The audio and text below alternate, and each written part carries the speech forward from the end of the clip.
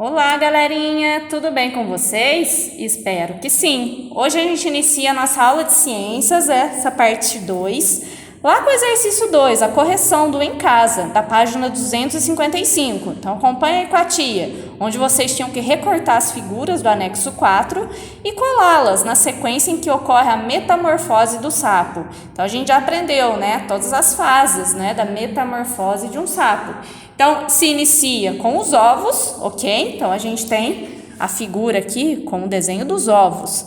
Segue na formação do girino jovem. Então, observe, a gente tem o girino e a cauda longa, ok? Olha lá a terceira fase, o girino maduro. Por que ele vem depois desse? Observem, a gente tem ainda o girino, mas a sequência é o aparecimento das patas traseiras, certo, turminha? Na fase 4, a gente já tem o girino maduro. Por quê? Porque além das patas traseiras, já surgem as patas dianteiras, ok? No 5, a gente tem um sapo jovem, certinho? Que vai ter a cauda reduzida, certo? Mas um formato já dele adulto. E por último, na fase 6, a gente tem um sapo adulto, onde já tem o desaparecimento de toda a cauda e a formação do corpo. Certo, turminha? Todo mundo acertou? Coloca um certinho aí. Agora a gente segue a nossa aula de ciências. Galerinha, então agora dando sequência na nossa aula de ciências, a tia vai lá na página 251. Então acompanhe aí na apostila de vocês. Agora a gente vai continuar falando, né, sobre os anfíbios, mas a gente vai falar sobre as estratégias de sobrevivência deles. Olha lá o texto. Nos locais de reprodução dos anfíbios, como margem de rios e lagos, é comum encontrarmos uma grande quantidade de árvores e de outras plantas. Toda essa diversidade de seres vivos fornece alimento e abrigo a diversas espécies de animais, incluindo os predadores dos próprios anfíbios. Mas como os anfíbios se defendem, já que não possuem unhas, escamas ou garras? E aí, vocês sabem? Vocês têm uma ideia? Então olha lá. Algumas espécies de sapos, rãs e pererecas defendem-se recorrendo à estratégia de camuflagem, ou seja, tornando-se pouco visíveis aos seus predadores. Ok, galerinha? Então, observa aí as próximas figuras, né? Então, a gente vê os predadores aí e algumas camuflagens. Se vocês separarem aí na figura do sapo, tem um sapo num tronco de árvore. Então, se a gente bater o olho aí repentino, a gente nem vê o sapo, né? A imagem dele se confunde com o casco da árvore. Contudo, muitas espécies de anfíbios tornam-se presas fáceis, pois são coloridas e ficam bem visíveis no seu ambiente. Para compensar essa desvantagem, a pele desses animais possui substâncias de gosto desagradável ou tóxicas, capazes de matar aquele que se aventurar a comê-los. Outra estratégia de sobrevivência de alguns anfíbios são as glândulas produtoras de veneno, localizadas atrás dos olhos. Olha que bacana! O veneno é eliminado quando essas glândulas são comprimidas, o que só ocorre durante o ataque de um predador.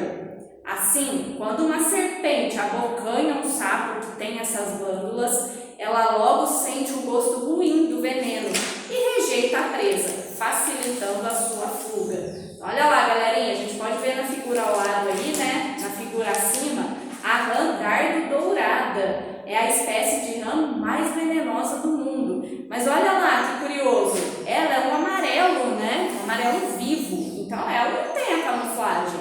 Mas para compensar a falta de camuflagem da pele, ela tem a questão do veneno. E abaixo dela a gente tem o sapo cururu, que tem glândulas de veneno atrás dos olhos. Certo, galerinha? Então a gente aprendeu um pouquinho mais da estratégia de sobrevivência agora dos anfíbios. Agora a gente segue lá na página 252, mas a tia vai fazer aí na apostila com vocês. Vamos lá? Galerinha, então acompanhe com a tia aí na página 252, a atividade 3. Olha lá, número 1. Algumas pessoas dizem que chegar perto do sapo cururu é perigoso, pois acreditam que ele lança veneno em quem se aproxima.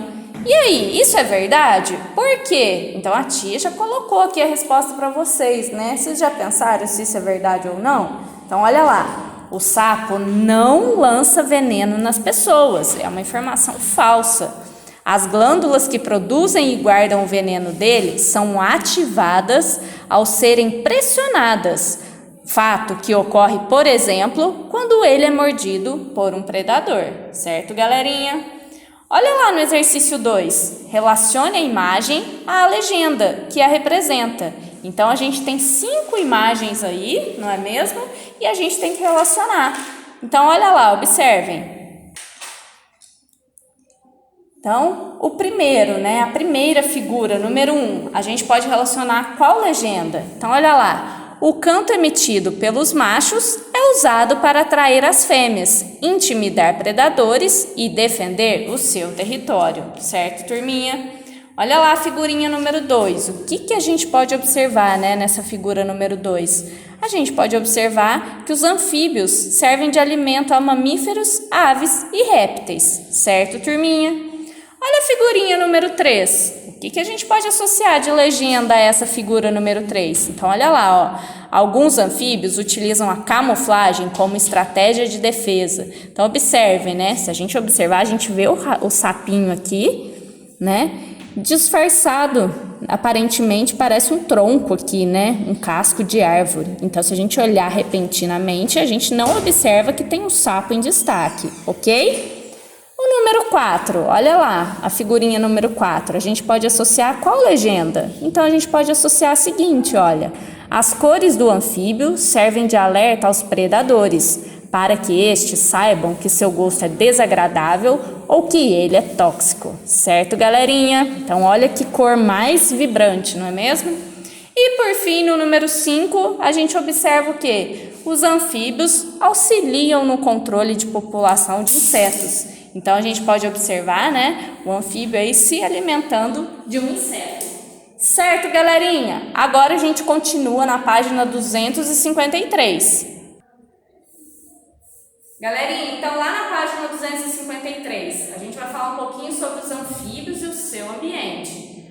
Muitas espécies de anfíbios estão ameaçadas de extinção e outras até já desapareceram. E você sabe por quê? Principalmente devido à poluição e ao desmatamento. Como os anfíbios têm a pele fina e úmida e se reproduzem em ambientes aquáticos ou terrestres úmidos, eles são um dos primeiros afetados pelas alterações no ambiente, já que absorvem rapidamente as substâncias tóxicas presentes na água e no ar, o que pode levar o animal à morte.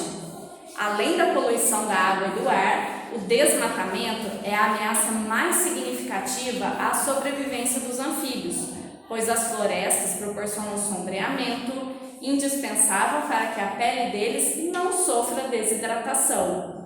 E elas são os locais para a alimentação e a reprodução de vários insetos que servem de alimento aos anfíbios. Portanto, quando o número de anfíbios está diminuindo em determinada área, isso pode ser um sinal de alerta de que aquele ambiente está correndo perigo. Então, olha que importante aí, né? A gente preservar o ambiente de tantas espécies, principalmente aí dos anfíbios, né? Que é a classe aí no nosso estudo de hoje.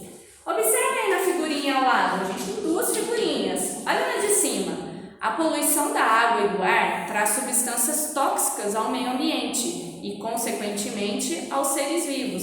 Então, a gente pode ver aqui, né, o que a gente observa? As indústrias, né, liberando o seu esgoto na água ali, e isso contamina o ambiente, prejudica, né? Não só os anfíbios, viu, galerinha? A gente tem um prejuízo aí muito maior, que a gente está dando foco aqui aos anfíbios. E na parte de baixo, aí na figurinha abaixo, a gente observa o quê? Os primeiros efeitos que o desmatamento tem sobre o meio ambiente é a diminuição da umidade do ar e da oferta de abrigo e alimento para os animais. Então, olha como uma atividade humana tem impacto, né? Pode impactar negativamente uma espécie animal. Viram só? Galerinha, dando sequência então, agora a gente vai para a atividade número 4, mas a tia vai fazer com vocês seguindo aí na apostila, tá bom? Observem então, galerinha, olha lá a atividade 4, onde a tia Maria Célia já preencheu aqui para vocês. Olha o número 1. Explique por que a poluição das águas ameaça a sobrevivência dos anfíbios. Então, a gente acabou de estudar um pouquinho sobre isso, né? E a resposta formulada é a seguinte, olha lá. Como os anfíbios têm a pele fina e úmida e se reproduzem em ambientes aquáticos ou terrestres úmidos, eles absorvem rapidamente as substâncias tóxicas presentes na água e acabam morrendo. Certo, turminha? Olha que triste isso. No exercício 2, com a diminuição do número de anfíbios em ambiente, o que acontecerá com a população de insetos daquele local? Por quê? E aí, o que vocês acham, né? Se diminui a quantidade de anfíbios, o que acontece com a população de insetos? Eles não são predadores de insetos? Então, olha lá. Com menos anfíbios no ambiente, haverá um aumento na população de insetos, pois eles são predadores desses animais. Certo, galerinha? E por último, aqui no número 3, pede o seguinte, reflita e responda aí no seu caderno de ciências. A diminuição do número de anfíbios no ambiente pode trazer prejuízos também para a agricultura? Por quê? E aí, o que vocês acham? Vocês acham que a diminuição do número de anfíbios tem a ver com a agricultura? Olha lá, curioso a gente pensar essa associação, né? Mas sim, pode sim. Por quê? Pois aumentará o número de insetos que se tornarão pragas, alimentando-se das plantações. Certo, galerinha? Então aqui hoje a gente aprendeu um pouco mais, né, sobre os anfíbios. Para finalizar a nossa apostila de ciências, olha que delícia! Então a gente fechou aí nosso estudo com essa classe, né, com os anfíbios tão importantes aí para a nossa vida. E para finalizar a aula de hoje, como para casa, a tia vai deixar, olha lá, na página 254, que é o exercício número 4, turminha, que vocês vão fazer aí como para casa, olha lá. Complete o esquema com as palavras e expressões abaixo. Então, vocês têm palavras e expressões dentro desse retângulo, que são as seguintes: tráfico de animais, aves, pele grossa e seca, pelos, ações do ser humano, habitat, anfíbios e animais vertebrados, e preencher cada uma no seu local correto. Certo, turminha? Então a tia vai ficando por aqui. Um beijo para vocês e até a próxima aula.